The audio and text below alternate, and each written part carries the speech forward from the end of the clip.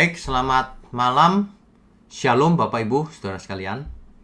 Malam ini akan kita lanjutkan perjalanan kita menelusuri Alkitab. Kita baru saja menyelesaikan kitab Taurat dan kita membuat ringkasan lengkapnya. Malam ini kita memasuki kitab-kitab sejarah. Mulai dengan kitab Yosua. Kitab Yosua sesinya yang pertama. Saya pilih temanya Rahab, nenek moyang Mesias. Ya, tapi sebelum itu mari kita tundukkan kepala, mari kita berdoa lebih dahulu. Mari. Bapa di surga, kami mengucap syukur kalau setiap Rabu malam kami menelusuri Alkitab agar kami mengalami pembaharuan akal budi seperti yang dikehendaki oleh Tuhan. Mohon berkati program ini agar menjadi berkat sampai ke ujung bumi. Berkati juga mulut hamba-Mu untuk menyampaikan kebenaran ini. Terima kasih Bapa, Engkau berkati juga setiap yang mendengarnya dan mengerti. Hanya di dalam nama Tuhan Yesus kami berdoa dan mengucap syukur. Amin. Ya, baik. Malam ini adalah sesi pertama dari kitab Yosua dengan tema Rahab, nenek moyang Mesias. Baik, kita teruskan dulu slide-nya. Bapak Ibu sekalian, di sesi-sesi yang lalu kita sudah membuat ringkasannya ketika kita menyelesaikan kitab Taurat. Ya. Dari mulai kitab Kejadian dari pasal 1 sampai pasal 11 itu permulaan segala sesuatunya.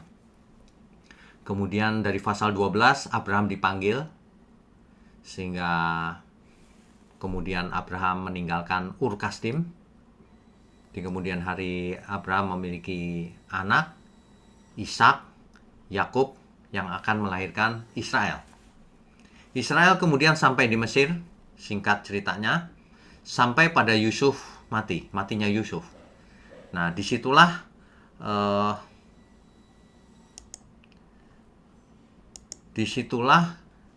kitab Keluaran mulai kita bahas sejak matinya Yusuf, yaitu perbudakan di Mesir. Kemudian bangsa Israel keluar dari Mesir, sampai di Gunung Sinai diberikan 10 firman. Turunnya Taurat itu di Gunung Sinai. Kemudian di kitab Imamat itu membahas waktu Israel berkemah di kaki Gunung Sinai. Diberikan hukum, peraturan, segala hukum dan peraturan ada di sana. Semua tentang Taurat. Ya, kita tahu di sana. Kemudian ada kitab Bilangan. Kitab Bilangan itu melanjutkan perjalanan dari kaki Gunung Sinai menuju Kanaan. Tetapi sesampainya di sebelah timur Sungai Yordan di tanah Moab, Musa mati sehingga digantikan oleh Yosua. Begitu Bapak Ibu. Kita lanjutkan, ini cepat saja karena sudah. Nah, jadi posisinya adalah di sini. Di sebelah timurnya Sungai Yordan. Sungai Yordan tuh yang biru ini. Nah, Israel berkemah di sini di dataran Moab, di perbatasan Kanaan. Di sebelah timur Sungai Yordan. Daerah ini disebut Transyordan. Ya. Oke. Sampai disitulah berakhirnya kitab Taurat. Kitab Yosua melanjutkan perjalanan dari sekeliling ini menyeberang sungai ke Yeriko, ya, melanjutkan perjalanan. Oke, kita teruskan dulu.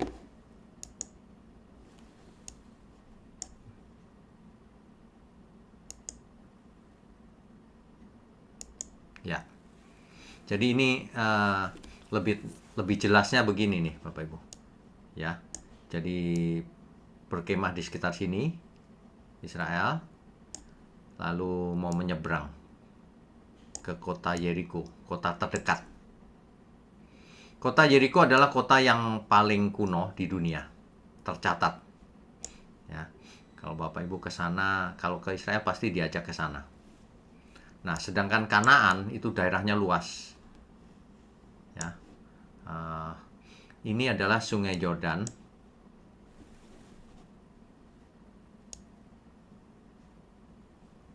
Ya, Sungai Yordan itu menghubungkan Danau Galilea. Ini Danau Galilea yang di sini nih. Airnya dari hulu ke hilir. Hilirnya di mana? Hilirnya ada di Laut Mati. Ini dia.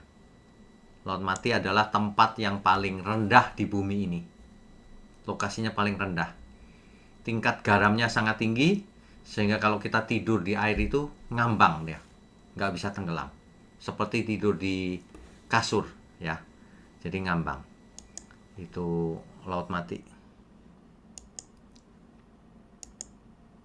Ya, kita baca mulai Yosua pasalnya yang pertama, ayat 1-9. Sesudah Musa, hamba Tuhan itu mati, berfirmanlah Tuhan kepada Yosua bin Nun, abdi Musa itu, demikian. Hambaku Musa telah mati. Sebab itu bersiaplah sekarang, seberangilah sungai Yordan ini. Jadi Yosua diperintahkan oleh Tuhan untuk menyeberangi sungai Yordan, melanjutkan perjalanan. Udah tinggal nyebrang aja masuk ke Kanaan. Engkau dan seluruh bangsa ini menuju negeri yang akan kuberikan kepada mereka. Mereka di situ maksudnya umat Israel. Kepada orang Israel itu. Ya. Nah, setiap tempat yang akan diinjak oleh telapak kakimu, kuberikan kepadamu. Seperti yang telah kujanjikan kepada Musa. Nah, ayat ini sering dicomot oleh orang-orang yang tidak belajar Alkitab. Ya, teologi kemakmuran. Dipakai sembarangan. Setiap tempat yang akan kau injak akan menjadi milikmu, gitu. Ya. Ini kan salah ya. Ini firman Tuhan ini khusus Israel zaman itu ketika mau menyeberang ke Kanaan. Kanaan akan diberikan oleh Tuhan kepada Israel. Bukan untuk zaman sekarang. Banyak sekali saya dengarkan gitu, waduh. Setiap tanah yang kau injak akan jadi milikmu, imani saudara gitu. Waduh. Ini dunia ini benar-benar deh. Ngajar Alkitab salah. Akibatnya yang mendengar ikut salah. Oleh sebab itu jangan mendengar yang sembarangan. Nanti salah yang rugi juga kita sendiri. Tuhan memerintahkan Yosua untuk kuat dan teguh hati, serta tidak lupa memperkatakan Taurat agar berhasil, agar Tuhan berkenan. Nanti bisa dibaca ayat-ayat detailnya. Yosua pasal 1 ayat 1-9 itu lengkapnya ya. Jadi oke, kita lanjutkan dulu ya. Ya.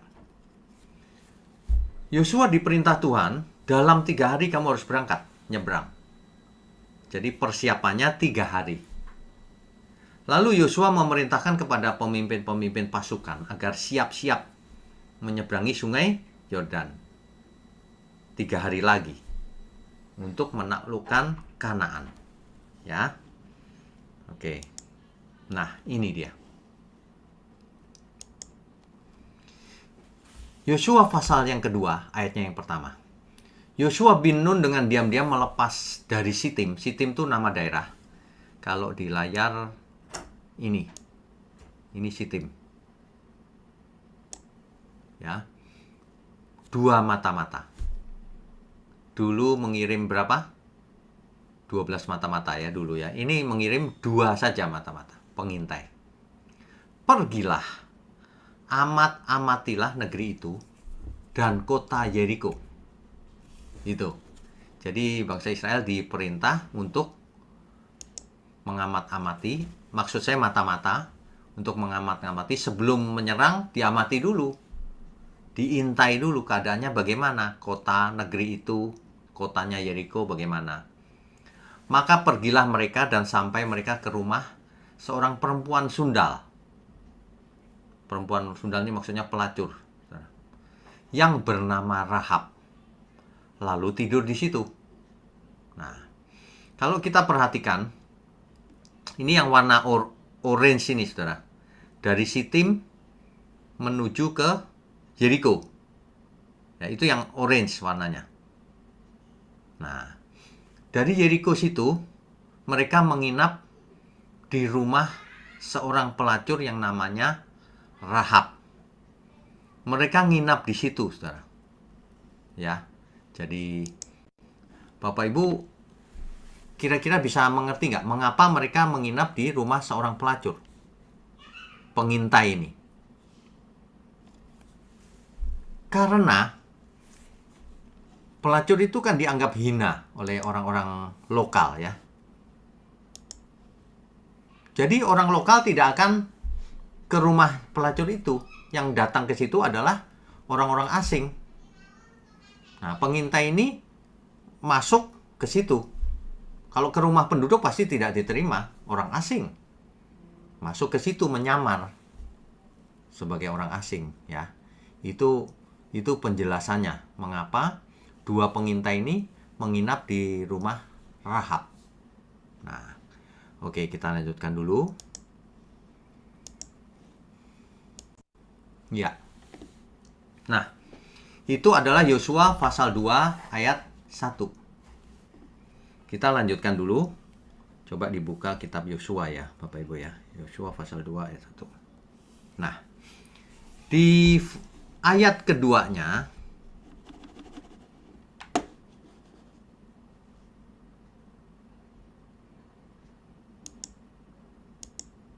ya. Ayat 2 sampai ayat 3. Kemudian orang-orang mendengar ada orang asing dua. Ya, ada dua orang masuk untuk menyelidiki negeri ini. Lalu dilaporkan hal itu kepada Raja Yeriko. Raja itu maksudnya pemimpin Yeriko ya. Maka Raja Yeriko menyuruh orang kepada Rahab. Coba cek ke rumah Rahab. Apakah benar ada dua pengintai itu yang bertujuan menyelidiki negeri kita? Gitu. Itu ayat 2 dan ayat 3. Berikutnya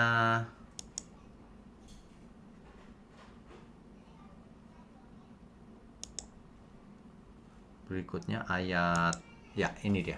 Ayat 4 dan ayat 7 sampai 7 maksudnya.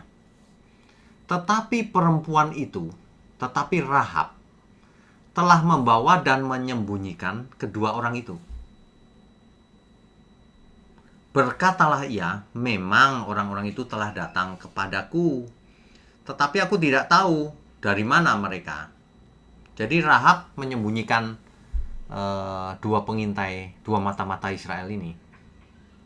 Ayat 5-nya, dan ketika pintu gerbang hendak ditutup menjelang malam, maka keluarlah orang-orang itu. Jadi Rahab berbohong dalam hal ini untuk melindungi dua mata-mata Israel itu. Mereka keluar tuh, aku tidak tahu kemana orang-orang itu pergi. Segeralah kejar mereka, tentulah kamu dapat menyusul mereka.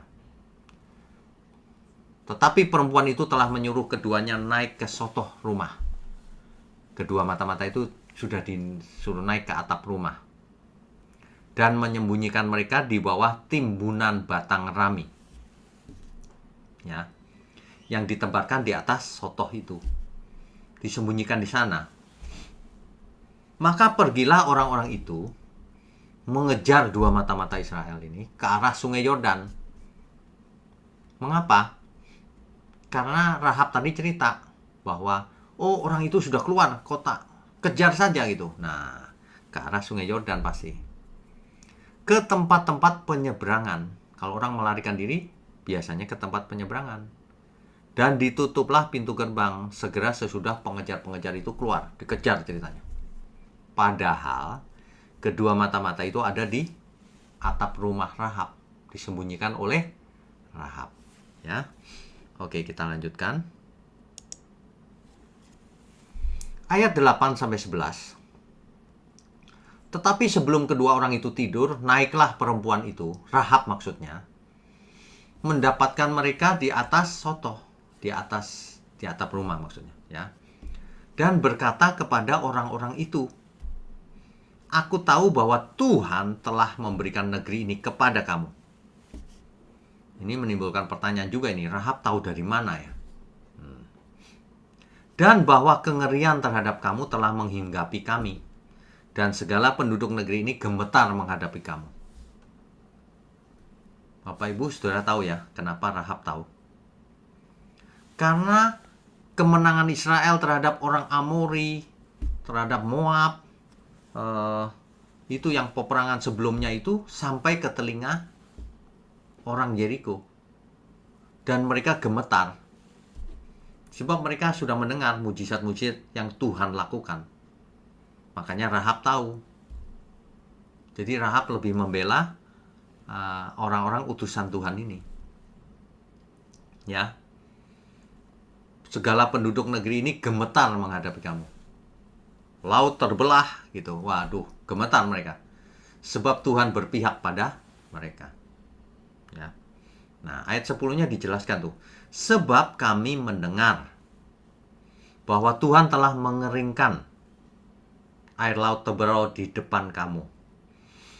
Ketika kamu berjalan keluar dari Mesir. Ya. Dan apa yang kamu lakukan kepada kedua raja orang Amori yang di seberang sungai Yordan itu. Yakni kepada Sihon dan Og yang telah kamu tumpas. Jadi mereka dengar tuh bahwa Tuhan sudah mengeringkan laut terbelah sehingga Israel bisa menyeberang, pasukan Firaun tertimbun lagi mati. Mereka dengar cerita-cerita itu.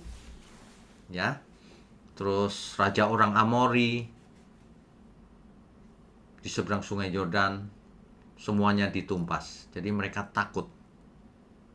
Nah, ayat 11. Ketika kami mendengar itu, tawarlah hati kami. Ketika orang-orang Yeriko mendengar itu, langsung lemas mereka. Gak bakalan menang nih kalau begini. Bahaya. Ya. Tawarlah hati kami dan jatuhlah semangat setiap orang menghadapi kamu. Sebab Tuhan Allahmu ialah Allah di langit, di atas, dan di bumi, di bawah. Oke, kita lanjutkan ya. Ayat 12. Rahab minta mereka bersumpah bahwa mereka akan menyelamatkan seisi rumah Rahab. Dan mereka setuju. Rahab tahu. Waduh, Tuhannya luar biasa. Padahal Rahab bukan orang Israel loh, saudara. Rahab itu orang Kanaan. Ya. Jadi, Rahab tahu Tuhan berpihak pada orang Israel. Sehingga Rahab berbuat baik dan Rahab minta supaya mereka bersumpah bahwa mereka akan menyelamatkan Rahab dan seisi rumahnya. Dan kedua mata-mata itu setuju. Yang perlu dilakukan Rahab adalah mengikatkan benang kirmizi pada jendela. Kedua orang itu diturunkan Rahab sebagai tanda bahwa bagi Israel bahwa keluarga di rumah itu harus dilindungi. Jadi begini, saudara. Yeriko itu punya tembok utama, tembok pertama. Kemudian ada tembok kedua. Nah, rumahnya Rahab itu di antara dua tembok ini. Sehingga dua mata-mata itu naik ke atas, tinggal diturunkan dari tembok itu sudah ada di luar Yeriko. Mengerti ya maksud saya? Jadi arkeologi menemukan bahwa kota Yeriko dibangun dua lapis tembok. Nah, di antaranya itulah rumah Rahab. Jadi dua mata-mata ini kemudian diturunkan oleh Rahab langsung keluar tembok dari atas gitu ya. Nah, yang perlu dilakukan Rahab supaya nanti kalau Israel menyerang, ia dilindungi, yaitu mengikatkan benang kirmisi di jendelanya. Di jendela yang membawa turun itu. Jadi kalau orang Israel datang, dia lihat itu di jendela itu. Kan itu adanya di luar. Di luar tembok ya. Nah, lalu Rahab menurunkan mereka dengan tali melalui jendela. Sebab rumahnya letaknya pada tembok kota. Ini saudara, gambarnya ada di samping kiri nih. Ini Rahab. Ya.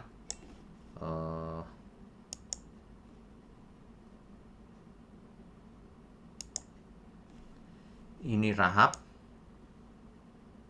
sedang menurunkan dua mata-mata ini. Nah, di sinilah diikatkan benang kirmisi. Jadi ketika pasukan Israel datang, dia lihat benang itu berarti rumah ini harus dilindungi.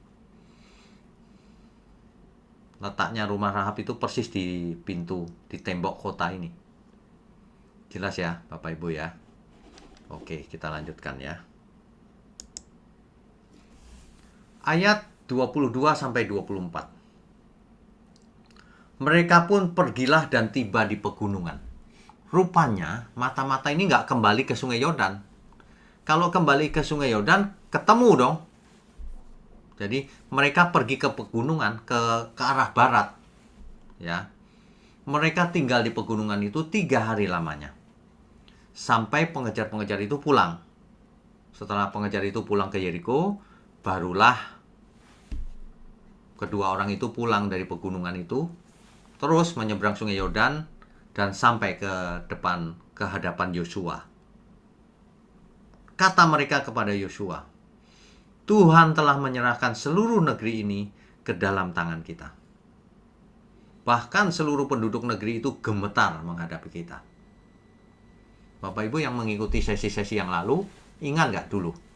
Dari pengintai yang dikirim, itu sebagian besar yang dari Kades Barnea survei ke Kanaan, kembali lagi membawa kabar buruk malah. Orang Kanaan besar-besar, jangan lewat sana gitu. Cuma Yosua dan Kaleb yang enggak, Tuhan beserta kita. Makanya Yosua dan Kaleb yang sampai ke menyeberang Kanaan. Ingat ya. Nah, kali ini Yosua yang mengirim mata-mata. Dua-duanya mata-mata itu mengabarkan sesuatu yang positif, kabarnya positif, bahwa Tuhan telah menyerahkan seluruh negeri itu ke dalam tangan kita. Seluruh penduduk negeri itu gemetar menghadapi kita. Begitu. Jadi semua orang jadi semangat, ya. Oke. Sebelum dilanjutkan, kita kembali ke ini, ya. Perhatikan Bapak Ibu, yang orange tadi, yang warna orange, itu perjalanan dari Sitim ke Yeriko. Ini Yeriko ya. Di sini mata-mata Israel dilepaskan oleh Rahab, lari ke pegunungan ke sini. Tunggu 3 hari agar yang ngejar dia kembali lagi ke Yeriko. Baru dia kembali lagi nih rutenya, kembali lagi dia. Nah, setelah kembali lagi, rutenya itu yang biru. Yang di sebelah paling bawah ini biru. Kembali ke Sitim menghadap Yosua. Ya. Begitu kisahnya. Ini bisa juga kemungkinannya yang merah. Dari Sitim ke Gilgal. Dari Gilgal baru ke Yeriko. Begitu ya. Oke, kita lanjutkan dulu.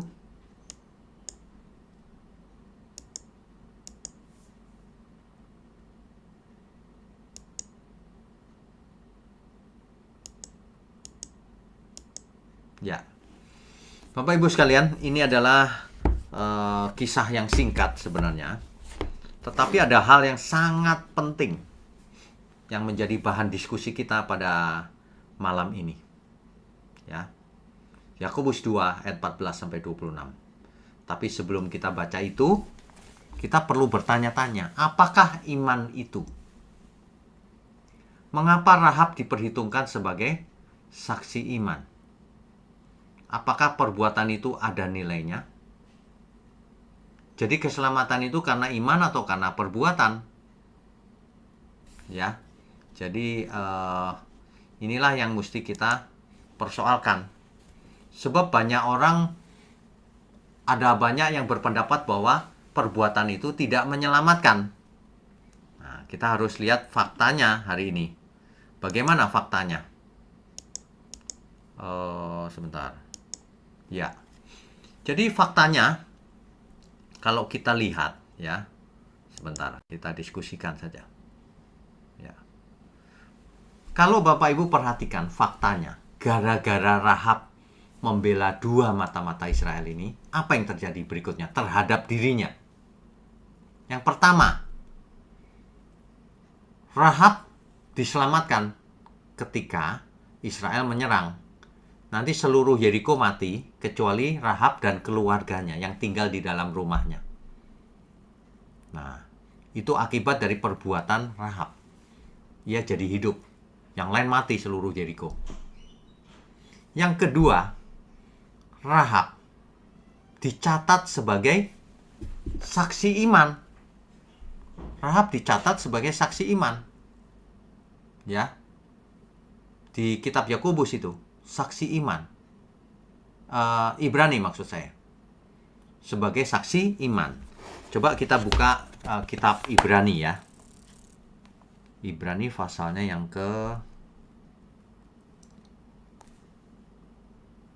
Ibrani pasal 11. Ibrani pasal 11 di situ dikisahkan adalah karena iman Habel begini-begini, karena iman Henok begini-begini, terus begitu. Saksi-saksi iman sepanjang sejarah. Nah, di ayat ke berapa yang Rahab itu? Di ayat ke-31. Ibrani pasal 11 ayat 31. Ya. Karena iman, maka Rahab, perempuan sundal itu, tidak turut binasa bersama-sama dengan orang-orang durhaka. Ya. Karena ia telah menyambut pengintai-pengintai itu dengan baik. Karena perbuatan Rahab itu, Rahab jadi selamat. Ya.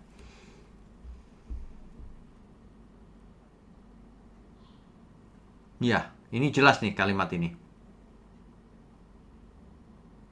Jadi Rahab selamat gara-gara perbuatannya itu. Seandainya dia tidak membela dua mata-mata itu, mati dia diserang oleh Israel. Nah, itu hanya selamat dari serangan, Pak. Ya, kita harus membacanya sebanyak mungkin yang bisa kita dapat informasinya dari Alkitab. Ya. Jadi jangan 1-2 ayat lalu membuat kesimpulan. Coba kita baca Yakobus pasalnya yang kedua, yang menjadi bahan diskusi kita. Yakobus pasal 2 dari ayat ke-14. Yakobus pasal 2 ayat 14. Ini sangat jelas. Ya, ini sangat jelas. Jadi coba kita baca perlahan ya, Bapak Ibu ya. Apakah gunanya, saudara-saudaraku, jika seorang mengatakan bahwa ia mempunyai iman, padahal ia tidak mempunyai perbuatan? Dapatkah iman itu menyelamatkan dia? Ayat 15-nya, jika seorang saudara atau saudari tidak mempunyai pakaian dan kekurangan makanan sehari-hari, dan seorang dari antara kamu berkata, selamat jalan, kenakanlah kain panas dan makanlah sampai kenyang, tetapi ia tidak memberikan kepadanya apa yang perlu bagi tubuhnya, apakah gunanya itu? Gini loh Bapak Ibu, kalau ada orang datang ke kita, Pak, saya sudah 2 hari tidak makan. Ini beneran loh ya, bukan yang nipu. Tidak makan. Baiklah, sini saya doain. Udah didoain ya. Selamat jalan. Loh, apa gunanya? Dia tetap tidak bisa makan. Harus diberi makan, baru didoakan. Kan begitu. Banyak orang cuma berdoa tok kalau ada orang susah, nggak ditolong. Harus ditolong. Iman itu untuk apa? Cuma doa, untuk cuma bicara, nggak ada perbuatannya. Coba kita lanjutkan dulu ya. Ayat 17. Demikian juga halnya dengan iman. Jika iman itu tidak disertai perbuatan, maka iman itu pada hakikatnya adalah mati. Kan gitu ya? Baik. Tetapi mungkin ada orang berkata, padamu ada iman dan padaku ada perbuatan. Aku akan menjawab dia, tunjukkanlah kepadaku imanmu itu tanpa perbuatan, dan aku akan menunjukkan kepadamu imanku dari perbuatan-perbuatanku. Ayat 19. Engkau percaya bahwa hanya ada satu Allah saja? Baik, itu baik. Tapi ya, saya mau kasih tahu, kalau orang percaya Allah itu satu, baik. Tapi saya mau kasih tahu bahwa setan pun percaya akan hal itu. Lalu bedanya apa manusia dengan setan kalau cuma percaya Allah itu satu? Ya kan? 20-nya orang-orang banyak yang tersinggung kalau baca ini. Hai manusia yang bebal, maukah engkau mengakui sekarang bahwa iman tanpa perbuatan adalah iman yang kosong? Siapapun yang mendengar online Bible Study malam ini, bertobatlah Bapak Ibu. Banyak yang berpendapat perbuatan tidak menyelamatkan, nggak perlu ada perbuatan. Aneh orang-orang itu emang. Baca kitab Yakobus ini. Iman tanpa perbuatan mati. Ya. Bahkan kitab Yakobus ini bicara sama orang-orang seperti itu. Hai manusia yang bebal. Ini kitab Yakobus loh ya, bukan saya loh ya. Orang-orang itu ditegur, kamu itu bebal. Nggak mau mengakui bahwa iman itu harus ada perbuatannya. Iman tanpa perbuatan apa maksudnya? Ya. Nah, ayat 21-nya. Bukankah Abraham, bapak kita, dibenarkan karena perbuatan-perbuatannya ketika ia mempersembahkan Ishak anaknya di atas mezbah? Nah, ini penting nih ayat 22. Kamu lihat bahwa iman bekerja sama dengan perbuatan-perbuatan. Dan oleh perbuatan-perbuatan itu iman menjadi sempurna. Jadi kalau orang nggak peduli terhadap perbuatan, dengan alasan perbuatan itu tidak menyelamatkan, itu salah konteks. Perbuatan yang benar itu menyempurnakan iman. Sebab kalau iman tanpa perbuatan, ngomong tok, itu bukan iman malah. Perbuatan yang terus-menerus di dalam iman menyempurnakan iman. Ya. Dengan jalan demikian genaplah nas yang mengatakan lalu percayalah Abraham kepada Allah. Maka Allah memperhitungkan hal itu kepadanya sebagai kebenaran. Karena itu Abraham disebut sahabat Allah. Jadi kamu lihat, ya. Jadi kamu lihat bahwa manusia dibenarkan karena perbuatan-perbuatannya. Dan bukan hanya karena iman.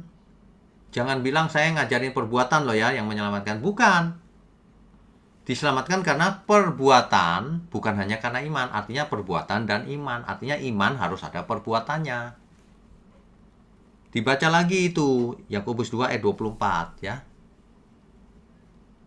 Dan bukankah demikian juga Rahab? Nah ini dia. Pelacur itu dibenarkan karena perbuatan-perbuatannya. Ketika ia menyembunyikan orang-orang yang disuruh itu di dalam rumahnya. Lalu menolong mereka lolos melalui jalan yang lain. Barulah kesimpulannya 26.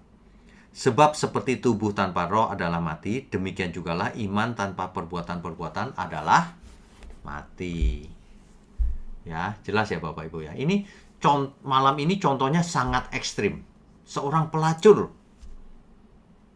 Ya. Seorang pelacur dibenarkan, ditulis di kitab Ibrani sebagai salah satu saksi iman. Coba bayangkan. Bahkan Tuhan Yesus pernah berkata begini, pelacur ini mendahului kamu masuk kerajaan surga dibanding orang-orang beragama. Mengapa? Orang-orang beragama itu munafik. Pelacur ini merasa tidak berdosa. Dia melakukan yang benar. Mana yang lebih tinggi di hadapan Tuhan? Yang bertobat. Kan begitu. Banyak orang merasa benar gak bertobat, malah jahat akhirnya. Ya. Jadi ini dicatat Bapak Ibu. Yakobus pasal 2 dari ayat 14 sampai 26. Ya. Oke, saya share sebentar, saya lanjutkan sedikit lagi. Ya. Jadi kalau ditanya apakah iman itu, iman yang hidup atau yang sempurna itu karena perbuatan. Perbuatan iman, tindakan iman. Kalau seseorang melakukan imannya itu, imannya makin disempurnakan. Tadi sudah kita baca ayatnya ya. Mengapa Rahab diperhitungkan sebagai saksi iman? Karena perbuatannya yang membela mata-mata Israel. Artinya apa? Rahab membela pekerjaan Tuhan, misinya Tuhan. Kan begitu artinya. Apakah perbuatan itu ada nilainya? Jelas. Kalau Rahab tidak berbuat itu, seisi rumahnya dibunuh, mati, bahkan mungkin binasa. Ya. Jadi keselamatan karena iman atau karena perbuatan? Dua-duanya. Karena iman harus ada perbuatannya. Bukan perbuatan yang menyelamatkan, iman, tapi iman harus ada perbuatannya. Jelas ya? Amin ya. Oke, kita lanjutkan. Ya. Ternyata Bapak Ibu, kita tahu sekarang Rahab itu akhirnya menikah dengan Salmon, memiliki anak Boas. Boas menikah dengan Ruth, maka memiliki anak Obed, anaknya Jese, kemudian Daud. Nah, sampai di sini kita tahu bahwa inilah silsilah daripada Mesias. Akhirnya sampai ke Yesus. Jadi Rahab adalah nenek moyang Mesias. Ini luar biasa ya. Padahal Rahab bukan perempuan Israel loh. Ini juga nih, Tamar. Kita sudah pernah bahas, bukan orang Israel. Ya. Ruth juga nih, Ruth. Ini luar biasa ini. Jadi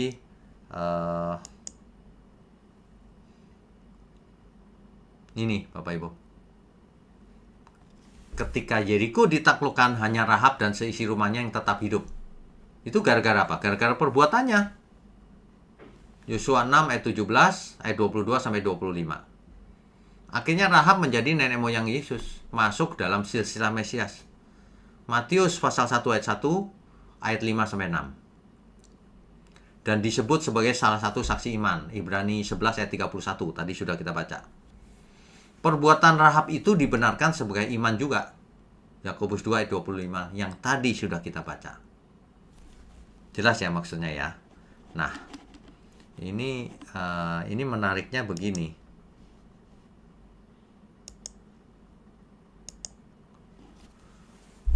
Nanti Rabu depan kita akan lanjutkan kisahnya, yaitu ketika bangsa Israel menyeberang Sungai Yordan.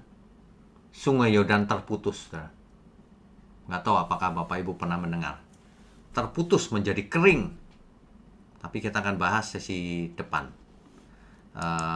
Yang menyisakan satu pertanyaan adalah begini.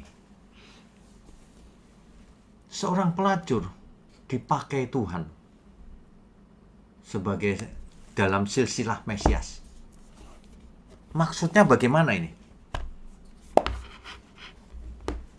Udah begitu bukan orang Israel lagi.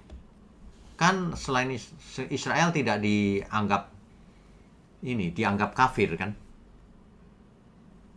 Tapi Tuhan justru memakai pelacur, memakai perempuan yang bukan Israel untuk muncul di silsilah Mesias. Kita sangat bersyukur karena Tuhan kita tidak membeda-bedakan siapapun. Asal bertobat, maka selamat. Siapapun. Ya. Jadi kita tidak boleh memandang rendah siapapun. Profesinya apapun. Kita harus seperti Tuhan. Bersahabat dengan siapapun yang mau bertobat.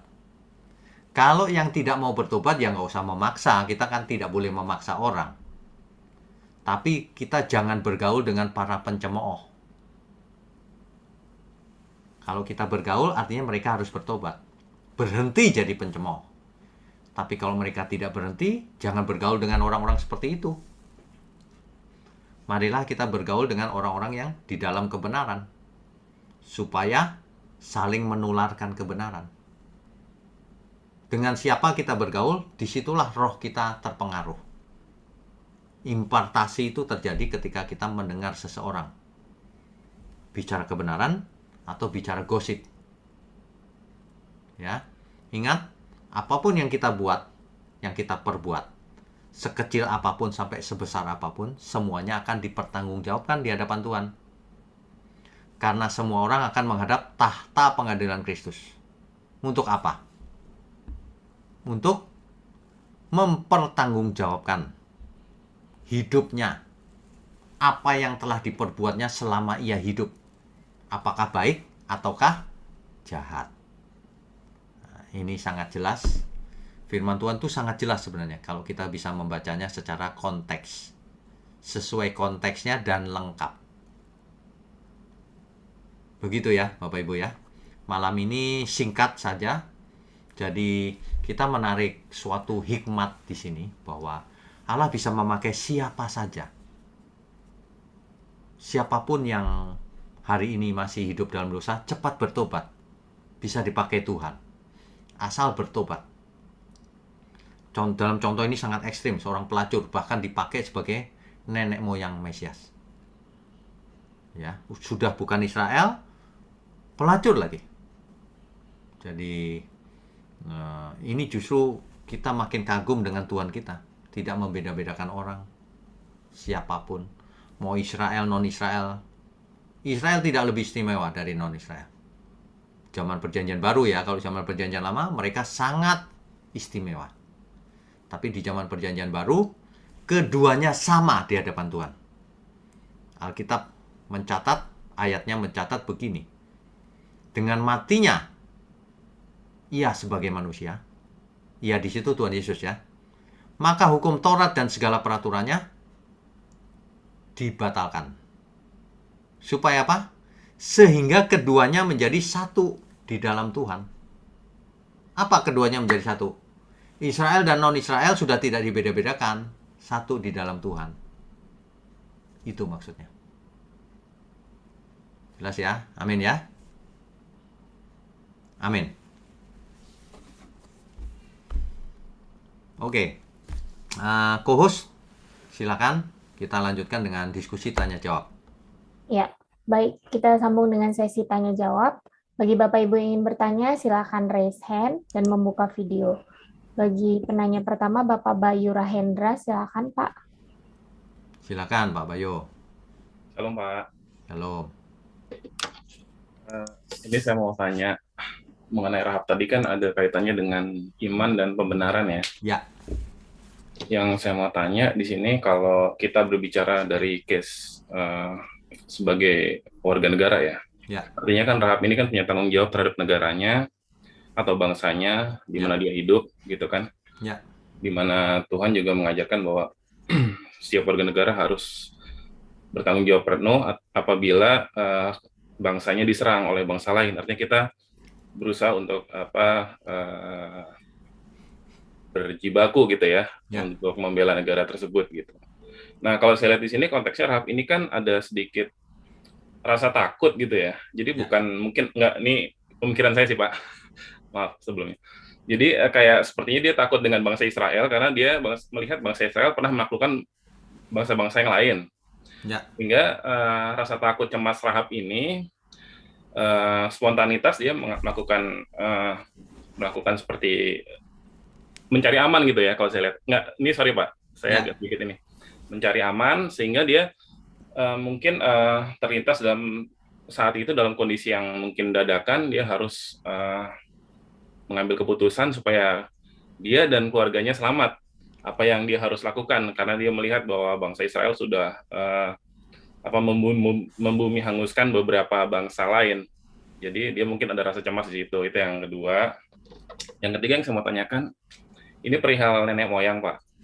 Tuhan Yesus kan Mesias gitu ya. Mesias ini kan tidak ada benih ya. Kenapa konteksnya kok dilihat dari Yusuf ya Pak? Kenapa bukan dari Maria gitu? Karena Yusuf di sini kan saya lihat kan nggak ada sangkut pautnya dengan benih. Jadi yang dipakai kan Maria gitu ya. Oke, baik. Makasih Pak, itu aja. Baik. Silsilah Mesias dipandang dari dua pihak, Maria maupun Yusuf. Kalau kita baca kitab Matius dan Lukas, berbeda itu jalurnya. Ya. Nah, dua-duanya. Kenapa yang kali ini dari Yusuf? Karena secara hukum jalurnya lewat ayah. Meskipun benihnya bukan dari Yusuf, tapi itu formalitas di dunia. Ya. Jadi Rahab ini belum tentu spontanitas. Kenapa? Karena kalau ia tinggal di Kanaan banyak sekali dewa-dewanya. Nah, dia cuma mendengar, dia lebih percaya, lebih memilih percaya kepada Tuhannya Israel. Begitu. Jadi bukan spontanitas, dia sudah tahu semua orang gemeter, mendingan aku ikut Tuhan gitu. Nah, yang pertama,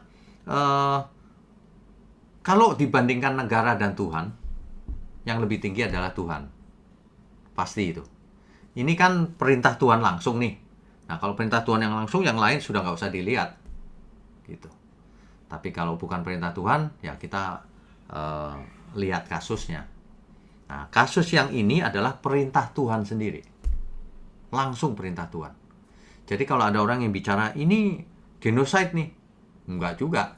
Seluruh umat manusia milik Tuhan. Terserah Tuhan. Ketika Tuhan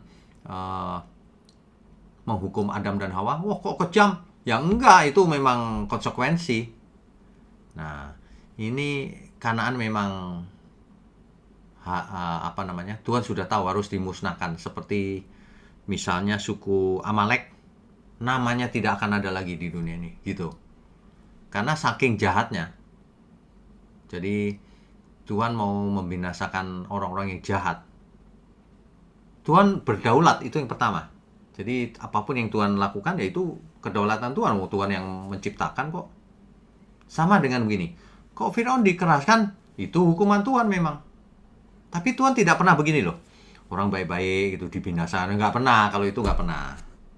Makanya kita sangat percaya kepada keputusan Tuhan, apapun, nggak masalah. Karena Tuhan bukan Tuhan yang jahat. Bukan dewa yang jahat, kan gitu. Kok dewa kan ada yang jahat. Begitu, apa masih ada yang belum selesai pertanyaannya? Di unmute dulu. Iya udah Pak. Saya mau untuk yang ini Pak, apa namanya? Tadi pertanyaan Pak Wiknyo tadi kan sempat mengulas nih dari mana Rahab mengetahui bahwa Tuhan telah memberikan negeri Yeriko kepada Israel, gitu, Kanaan kepada Israel gitu ya. Ya. Itu kenapa tuh Pak ya? Ketika Rahab mendengar berita-berita itu, laut terbelah. Terus jadi dia udah bisa menganalisa sendiri ya Pak ya? Iya, mengambil kesimpulan itu. Dan dia percaya ini pasti Tuhan yang benar nih. Gitu. Kalau analisa saya begitu sih, nggak ada kemungkinan lain soalnya. Iya Pak. Iya Pak, gitu terima kasih banyak. Oke. Hari ini ya Pak, kan Bapak tadi punya pemikiran begini nih. Karena dia takut, dia cari aman, kan gitu ya. Oke, kalau misalnya begitu, hari ini orang nggak cari aman juga, sudah tahu Tuhan dilawan. Cari aman apa cari binasa itu? Iya. Tuhan nggak masalah kok, silahkan cari aman, datanglah kepadaku.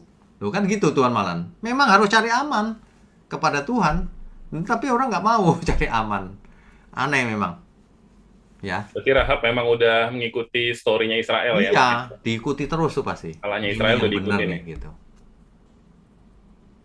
Oke. Baik, terima kasih Pak. Ya. Oke, kita sambung dengan penanya berikutnya, Bapak Payaman Sinambela, silakan Pak. Silakan Pak. Shalom, makasih Pak. Shalom. Jadi kalau kita lihat tadi perjalanan Israel pada akhirnya dapat merebut Kanaan dengan suatu perjuangan. Ya. Jadi kalau khotbah di gereja kan sering kita dengar Kanaan. Ya. Tapi dalam model sekarang jarang kita dengar Kanaan, tapi malah Palestina. Ya. Bagaimana ceritanya Pak peralihan nama Kanaan ini menjadi Palestina sehingga mungkin sampai sekarang terjadi perebutan di daerah Palestina ini. Yang pertama, yang kedua, kalau kita lihat tadi ke atas nenek moyang Yesus pelacur Rahab, kemudian ada non Israel, Ruth. Saya tahu lagi kalau ditarik ke atas ada perempuan-perempuan yang bukan Israel. Tamar. Nah, apa implikasinya kepada kita orang percaya pada saat ini? Terima kasih Pak. Oke, baik. Jadi implikasinya gini Pak, ternyata Tuhan memilih orang-orang di luar Israel juga. Jadi Tuhan tidak membeda-bedakan ras sebenarnya. Kan banyak orang bertanya, umat pilihan kok yang dipilih Israel, kok bukan bangsa lain gitu. Bukan. Itu kedaulatan Tuhan, tapi Tuhan tidak membeda-bedakan. Buktinya orang di luar Kanaan tetap dipakai. Apalagi zaman Perjanjian Baru sudah tidak mengenal itu, Pak. Yang keduanya menjadi satu, Israel maupun non-Israel. Itu memang sengaja, saya pikir. Itu bagus tuh. Jadi di luar Israel dipakai Tuhan. Ya. Bahkan ketika itu pihak perempuan itu kan nggak ada di silsilah, Pak. Nggak penting di zaman itu. Tapi ini bisa ditulis di situ loh. Aneh loh, Pak. Yang namanya keturunan tuh biasanya dari garis ayah. Tapi ini mampir ditulis di situ. Betapa Tuhan mau memberitahu kita bahwa kita nggak boleh loh membeda-bedakan manusia. Rasis gitu nggak boleh, Tuhan aja enggak. Ya. Dan perempuan sama laki-laki juga nggak boleh dibeda-bedakan. Ya Tuhan pakai semuanya. Tuhan bisa pakai semuanya. Itu implikasinya kalau saya lihat. Mengapa Tuhan pakai ya. Tapi intinya harus satu. Mau bertobat, beriman kepada Tuhan, berpihak kepada Tuhan. Jadi bukan hanya beragama Kristen tapi tidak berpihak pada Tuhan. Agama dipakai untuk kepentingannya misalnya. Tapi nggak bekerja untuk pekerjaan Tuhan. Lah kan itu bukan yang dimaksud Tuhan begitu. Dan itu banyak yang begitu. Ya, Pak Payaman, apa yang belum saya jawab ya tadi ya pertanyaannya ya?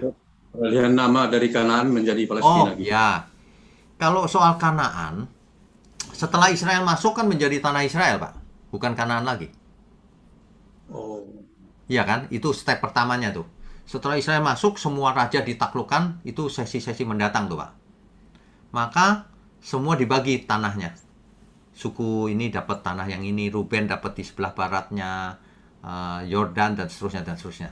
Nah, pembagian itu selesai menjadi Israel itu, bukan Kanaan. Nah, Israel sekarang ada istilah Palestina, itu cerita konflik berkepanjangan kalau itu. Itu kalau didebatkan nggak selesai juga, Pak. Palestina itu siapa sebenarnya? Kan gitu kan? Ya, Pak. Apakah Filistin? Bukan. Siapa? Kalau kita perhatikan kan itu suku Arab, Pak, sebenarnya. Suku bangsa Arab. Arab kan lain, tempatnya bukan di situ juga. Nah, ini jadi ribut, Pak, kalau didiskusikan. Nggak ketemu kan soalnya. Mereka kan pendatang sebenarnya. Kalau lihat sejarah ya, kalau narik sejarah itu sejak awal banget dong. Jangan cuma tahun berapa gitu. Nah, itu curang namanya. Kalau dari dulu banget, itu Kanaan. Nah, Kanaan ditaklukkan Israel, selesai sampai di situ ceritanya. Terus ada bangsa lain lagi? Nggak ada. Masalahnya ketika Israel tahun 70 Yerusalem dihancurkan, maka bangsa Israel diaspora tercerai-berai ke seluruh dunia kan? Iya. Nah, ketika itu terjadi kekosongan Yerusalem. Nah, maka masuklah suku bangsa Arab ini mulai menduduki dan seterusnya gitu. Nah, barulah Israel kembali lagi di tahun 1947 kan merdeka. Begitu ceritanya. Tapi kalau potongan historinya atau sejarahnya tahun 47 kan baru datang pendatang berarti. Nah, ya kan gitu jadi nggak ketemu. Dulu banget itu siapa rajanya? Kan Daud. Memangnya Daud orang Arab? Daud, Salomo, memangnya orang Arab? Semuanya orang Israel. Kalau mau jujur ya. Gitu, Pak. Tapi ini menimbulkan konflik berkepanjangan sampai hari ini. Nggak bisa selesai itu. Iya, Pak ya. Jadi Iya. benar aja sebenarnya bahwa Israel ini tanah Israel ya. Cuma ditinggalkan sampai beribu tahun Ya, di lain. masalahnya ditinggalkan ribuan tahun itu, Pak. Di situ terjadi debat kan. Kalau udah ditinggalin ya sudah dong. Tapi Israel berkata, ini Tuhan yang janji. Gitu. Jadi ribut, Pak. Nggak selesai akhirnya. Sampai hari ini. Ya, makasih banyak, Pak. Oke, Tuhan berkati, Pak. Ya. Berikutnya. Baik, selanjutnya Ibu Ine, silakan Bu. Ya, Bu Ine, silakan. Selamat malam, Pak Wiknyo. Selamat malam. Ya, saya mau tanya yang Ibrani 11, Pak. Ini kan Ibrani 11 itu tentang iman, ya iman dari orang-orang itu kan, Ya. tokoh-tokoh Alkitab gitu. Ya. Terus di ayat 39-40 Pak, dan mereka semua tidak memperoleh apa yang dijanjikan itu, sekalipun iman mereka telah memberikan kepada mereka suatu kesaksian yang baik. Sebab Allah telah menyediakan sesuatu yang lebih baik bagi kita. Tanpa kita, mereka tidak dapat sampai kepada kesempurnaan. Ya. Saya mau tanya tolong jelaskan yang tanpa kita itu maksudnya bagaimana Pak? Oke, jadi kalau kita baca Alkitab ya dari Perjanjian Lama, kemudian ada perjanjian yang pertama di Gunung Sinai, Taurat. Nah, di kemudian hari ada perjanjian yang lebih baru dari Taurat. Mengapa harus ada yang lebih baru? Sebab yang lama atau yang pertama tidak bisa menyempurnakan. Yang bisa menyempurnakan adalah perjanjian yang kedua oleh darah Yesus. Injil kasih karunia. Makanya Taurat tidak berlaku lagi bagi orang percaya Kristen ya. Kalau bagi orang Israel yang masih agamanya Yudaisme ya Taurat tetap. Tapi kalau bagi orang Kristen bukan Taurat gitu. Ya. Jadi ini maksudnya adalah Allah telah menyediakan sesuatu yang lebih baik. Kalau di bumi ini kita nggak dapat. Kan gitu kan? Nah, Ya. dan mereka semua tidak memperoleh apa yang dijanjikan itu. Sekalipun iman mereka telah memberikan kepada mereka suatu kesaksian yang baik. Di bumi kita nggak dapat. Kenapa? Karena dijanjikan yang lebih baik. Di langit yang baru, bumi yang baru. Gitu. Ya. Berarti yang tanpa kita maksudnya kita Tanpa perjanjian baru, tanpa umat perjanjian baru, mereka nggak bisa sempurna juga. Oh, iya. Tanpa adanya perjanjian yang baru, nggak bisa sempurna yang lama. Karena perjanjian lama hanyalah bayangan akan apa yang terjadi di perjanjian baru. Sedangkan tubuhnya adalah perjanjian baru, yaitu Kristus. Ya, jadi kayak estafet ya, Pak. Ya. Nah, makanya kalau orang berhenti di perjanjian lama, ya dia nggak mau sempurna berarti. Ya. Ya. Ya, Pak. Terima Oke. kasih, Pak. Tuhan berkati. Berikutnya. Ya, selanjutnya Bapak Konstanara, silakan Pak. Pak Konstanara, silakan. Ya, shalom Pak Wigno. Shalom. Ya Pak, sebelum saya bertanya, saya berterima kasih Pak Wigno untuk kebenaran-kebenaran selama ini yang mengubahkan pola pikir Pak. Salah satunya mengenai keselamatan itu Pak sendiri. Dimana kalau Pak Wigno menjelaskan tadi dari Rahab, seorang perempuan sundal masuk di dalam silsil Mesias begitu Pak. Ya. Dulu juga saya orang yang keras menolak Pak kalau dikatakan perbuatan itu bisa menyelamatkan begitu Pak. Artinya maksudnya bukan saja karena iman tetapi juga perbuatan begitu. Ya. Harus utuh ya begitu. Ya, harus utuh. Selama saya mengikuti beberapa video-video Pak Wigno di YouTube, baru saya mengerti seperti yang Kobus bilang tadi bahwa kalau kita hanya percaya saja berarti kita hanya sama dengan setan Pak begitu, karena cuma percaya di nalarnya saja tanpa ada yang sesuatu yang kita buat begitu. Ya. Nah, yang saya mau tanya Pak, mengapa itu begitu banyak orang yang keras menolak hal seperti itu Pak, yang katanya perbuatan itu tidak menyelamatkan? Apa kira-kira yang membuat begitu sehingga kadang-kadang juga kita repot menjelaskannya karena sudah pokoknya begitu Pak? Ya. Apa yang membuat kira-kira seperti itu Pak? Oke, ini pertanyaan bagus sekali nih, karena banyak orang yang seperti itu. Bahkan saya bicara seperti ini bisa diplesetkan video saya. Ini loh pendeta yang mengajarkan keselamatan karena perbuatan gitu. Padahal saya nggak mengajarkan begitu. Saya mengajarkan sesuai kitab Yakobus bahwa iman harus ada perbuatannya. Artinya keselamatan kita dibenarkan karena perbuatan-perbuatan ini yang menunjukkan iman kita gitu loh. Bukan cuma perbuatan baik biasa, bukan. Ya. Perbuatan iman, melakukan kehendak Tuhan.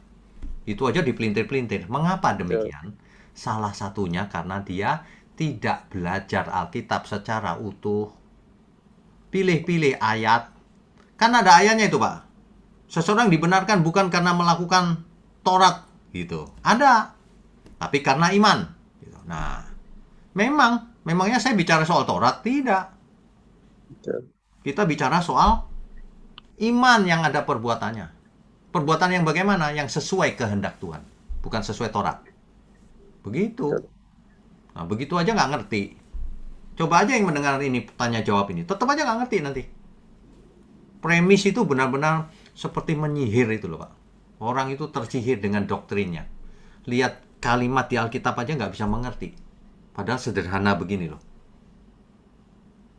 Iya, mungkin seperti itu Pak Wikno. Jadi ya bukan juga, saya juga dulu begitu sih Pak, lama sekali. Dari 2006 saya ngototnya sampai 2013 saya ngototnya, pokoknya perbuatan tidak menyelamatkan, sehingga kita ya apapun yang kita lakukan dianggap sudah benar begitu. Oh, nah Makanya kebetulan dong Pak, kalau gitu saya mau tanya Pak Konstan, kenapa dulu begitu? Kira-kira kenapa nih? Pengen tahu. Mungkin saya kurang belajar kebenaran, kurang mau membuka hati begitu untuk menerima yang lainnya begitu Pak. Seperti yang tadi saya katakan ya Pak, mungkin pilih-pilih ayat. Pertama mungkin begitu, kedua mungkin mau yang enaknya saja Pak. Oh, oke. Yang hanya nalarnya, tapi kita mau yang bagusnya begitu. Ya. Setelah dijelaskan tadi, berarti kalau cuma nalar berarti kita sama dengan iblis dong, dengan setan dan begitu Pak. Setan kan percaya Allah itu satu. Betul. Iya. Artinya mereka percaya. Kalau percaya seperti itu berarti kita ya kurang lebihnya seperti itu kalau tidak ada perbuatannya. Iya. Makanya saya bilang sama diriku Pak, mungkin saya dulu egois Pak. Tidak mau dibentuk begitu, diubah pikirannya. Ya. Luar Jadi biasa, saya puji Tuhan. terima kasih Pak. Pernah saya ikut seminar atau pendalaman Alkitab yang orang selama jadi kipas-kipas saja tanpa perbuatan. Saya ketawa Pak, ekspresinya Pak Wikno pegang kertas berkipas-kipas. Soalnya enak Pak kipas-kipas. Ya itulah. Padahal memang kita mau hidupnya berjuang, Tuhan Yesus bilang. Iya, puji Tuhan. Ya, Pak. Oke, Terima Pak, kasih luar Pak biasa. Wikno. Ya, Tuhan berkati ya Pak. Tuhan berkati, Pak. Ya. Oke, berikutnya. Oke, selanjutnya Ibu Meme, silakan Bu. Shalom Pak Wikno, Shalom. Terima kasih ya Pak untuk kebenaran malam ini, sangat luar biasa. Pak Wikno itu seperti preaching. Ya betul. Yang mana bisa membuka pola pikiran seperti Bapak apa tadi ya sebelum saya? Pak Konstan Nara. Ya betul ya. Kalau di gereja-gereja lain sih cuma percaya sama Tuhan Yesus itu udah bisa masuk surga Pak ya. Ada beberapa gereja seperti itu ya. Yang alami, tapi terjumpa sama Pak Wikno luar biasa diberkati Pak. Puji Tuhan. Terima kasih ya Pak. Ini Pak, saya mau tanya tentang ya Pak. Ya. Tentang ini Rahab, ya kan sudah jelas sekali sih perempuan surga gitu ya Pak. Saya mau tanya gini dulu Pak. Rahab kan ini kan sudah seperti mengkhianati bangsanya dengan menyembunyikan kedua pengintai bangsa Israel. Ya. Apakah mengkhianati bangsa itu bukan dosa ya Pak ya? Mengkhianati siapa Bu? Seperti Rahab kan sudah mengkhianati bangsanya sendiri Pak. Oh, oke. Nah itu tadi saya sudah jawab kan. Kalau dibandingkan dengan Tuhan mana yang lebih tinggi? Nah begitu pilihannya. Kalau taat sama bangsanya sendiri melawan Tuhan, bagaimana? Itu lebih parah lagi. Ya kan, dia sudah melakukan yang lebih benar. Misalnya gini Bu, kita dihadapkan pada dua pilihan. Kita harus pilih yang lebih baik. Masa pilih yang lebih jelek? Ya enggak dong, pilih yang lebih baik posisinya. Apalagi kalau dihadapkan Tuhan, yang lain sudah enggak ada artinya. Gitu. Jadi maksudnya kita nggak worry sangat lah ya Pak, kalau kita tinggal di mana-mana aja, dan kita mengenal Tuhan yang betul. Ya. Yang penting kita mengenal Tuhan yang benar, kita lakukan kehendaknya, cukup, kita nggak usah takut dimanapun. Terus bagaimana itu Rahab sampai dapat beriman kepada Tuhan Allah ya Pak ya? Maksudnya bagaimana? Maksud saya bagaimana Rahab itu sampai dapat beriman kepada Tuhan, sementara dia kan di tengah Oke, baik. Jadi Rahab ini mendengar apa yang dilakukan Tuhan. Laut terbelah, ya kan? Suku bangsa Amori dan sebagainya dikalahkan, dahsyat. Artinya Tuhan berpihak pada Israel. Sehingga Rahab, aku mau. Nah, itu Bu. Iman timbul dari pendengaran. Itu. Jadi zaman sekarang juga sama sih sebenarnya. Orang-orang memang nggak tahu Tuhan Yesus. Kan pernah dengar. Kalau nggak binasa loh. Tetap aja orang nggak takut. Nah, tapi Rahab takut. Nah, itu bedanya. Jadi yang beriman siapa? Orang sekarang atau Rahab? Kalau dibandingkan. Tapi Rahab takut. Nah, orang sekarang dikasih tahu Tuhan Yesus segera datang. Nggak takut juga tuh. Jadi jangan bilang, oh itu karena takut tuh Rahab jadi membela. Ya sama aja, kau takut nggak sama Tuhan hari ini? Kau takut, belain Tuhan. Belain pekerjaannya. Lakukan kehendaknya. Nah gitu loh. Sama aja sih. Namanya manusia kalau tegar tengkuk ya sama aja. Jangankan Rahab, Bu. Itu umat Israel yang berjalan sendiri di laut yang terbelah itu kan mengalami sendiri. Nggak takut tuh sama Tuhan. Jadi Rahab itu luar biasa. Mendengar aja udah takut. Dan membela. Gitu. Hari ini orang sudah dengar firman dan sebagainya. Nggak belain pekerjaan Tuhan. Nah gitu ya. Jadi kita mesti belajar. Rahab aja bisa. Takut. Lah kok zaman sekarang kita nggak takut ya. Aduh. Begitu ya Bu Meme. Bentar ya Pak, cuman ini timbul aja dalam pikiran saya Pak. Terus Rahab itu taunya dari mana gitu loh Pak? Kalau seperti kita kan taunya Tuhan Yesus kan kebanyakan gospel ataupun jadi maksud saya Rahab ini dia tahu Tuhan Allah Bapa itu yang berkuasa itu dia tahu dari mana gitu? Apa dulu sudah ada gospel? Belum. Rahab tahu dari cerita-cerita orang bahwa Israel laut dibelah loh oleh Tuhannya. Terus itu suku bangsa Amori dan sebagainya yang ditakuti kalah semuanya. Nah, jadi Rahab tahu yang ini nggak mungkin nih. Gitu. Yang ini pasti Tuhan nih. Gitu.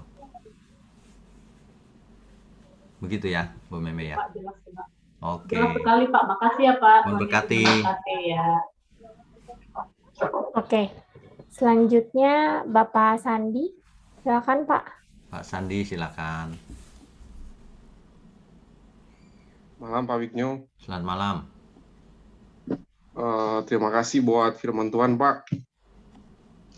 Ya, silakan. Kalau dengan cerita Rahab ini berarti Pak waktu itu bukan hanya Rahab ya mendengar bahwa Israel itu telah berperang dengan orang Amori dan banyak kejadian-kejadian yang membuat Rahab takut. Ya. Bahkan kalau dari cerita kan Raja Yeriko sudah tahu kan. Ya. Berarti masyarakat di sana ternyata sudah mendengar berarti ya. Betul. Dan berarti hanya Rahab yang menjadi takut dan percaya kepada Allah Israel ya. Betul. Jadi ceritanya bisa dijual kalau dicerita sekarang semua umat manusia sudah mendengar firman Tuhan ya Pak ya. Ya. Tapi hanya sedikit yang apa ya Pak ya? Yang takut. Yang takut.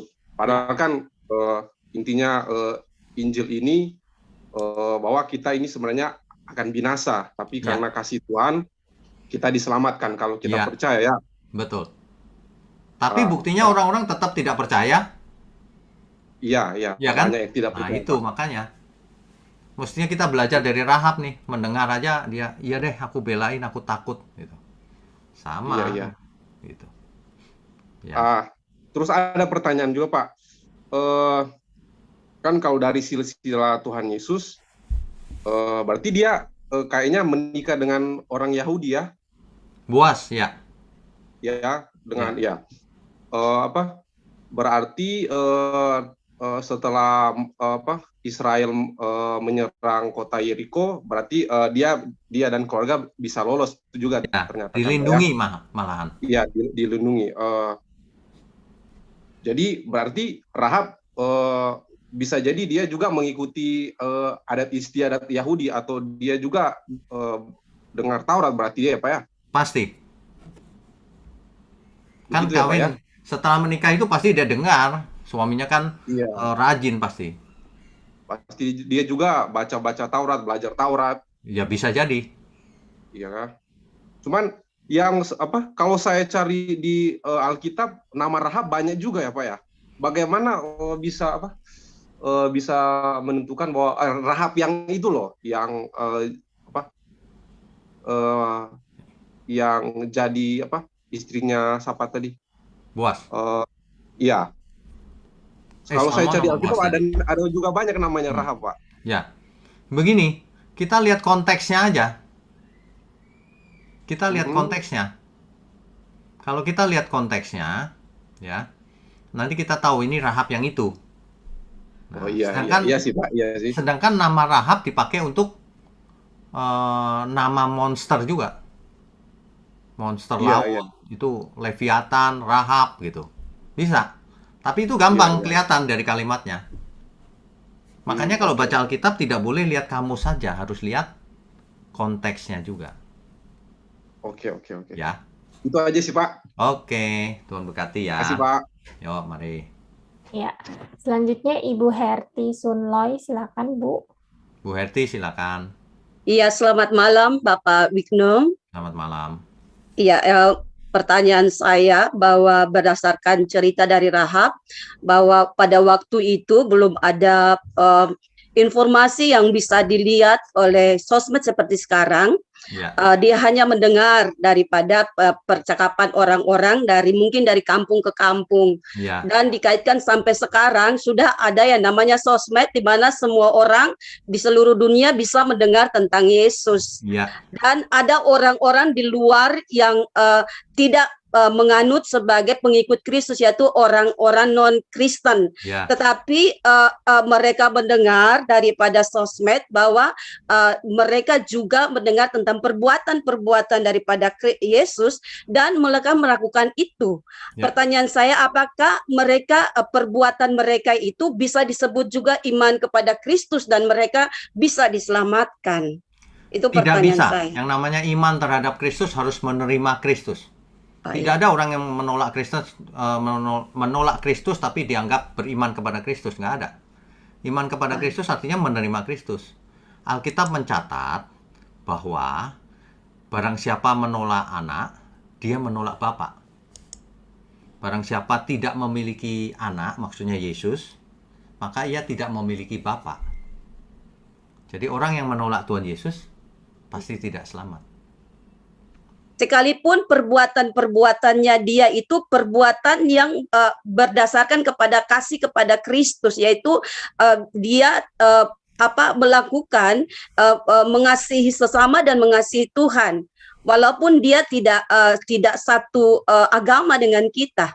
Oke, jadi begini Bu, Tuhan Yesus berkata begini, kalau engkau mengasihi aku, kau pasti melakukan seluruh perintahku. Baik. Itu menurut Alkitab ya. Jadi kalau ada orang yang menolak Tuhan Yesus tapi melakukan kasih dan sebagainya, itu tidak mengasihi Tuhan. Tuhan yang mana yang kau layani? Iya, baik. Ya. Itu ya, jelas, baik Bapak. Ya, itu pertanyaan pertama. Pertanyaan kedua, bagaimana, apa pelajaran yang kita tarik dari cerita Rahab untuk orang-orang Kristen kita sekarang ini terhadap Rahab-Rahab yang lain? Contoh dalam kurung ada di orang-orang yang berstatus sosial seperti Rahab, tetapi mereka juga melakukan perbuatan yang baik. Kadang kita sebagai orang Kristen kita melihat daripada bajunya saja, tetapi kita tidak melihat perbuatannya itu. Bagaimana iman Kristen kita ini untuk dapat melihat akan perbuatan daripada Rahab-Rahab yang zaman sekarang ini, Ya, sekalipun mereka seperti itu, tapi mereka berbuat baik. Terima Baik. kasih Pak. Baik. Jadi begini, Rahab ini menjadi pelacur, kita tidak tahu latar belakangnya. Mungkin terpaksa, mungkin keadaan ekonomi dan sebagainya. Iya. Ya. Dan ketika Rahab dilindungi setelah Yeriko hancur, dia tidak menjadi pelacur lagi loh. Iya, baik. Ya, itu digarisbawahi. Jadi kalau sekarang ada Rahab-Rahab yang lain, kita tidak boleh menghakimi yang pertama.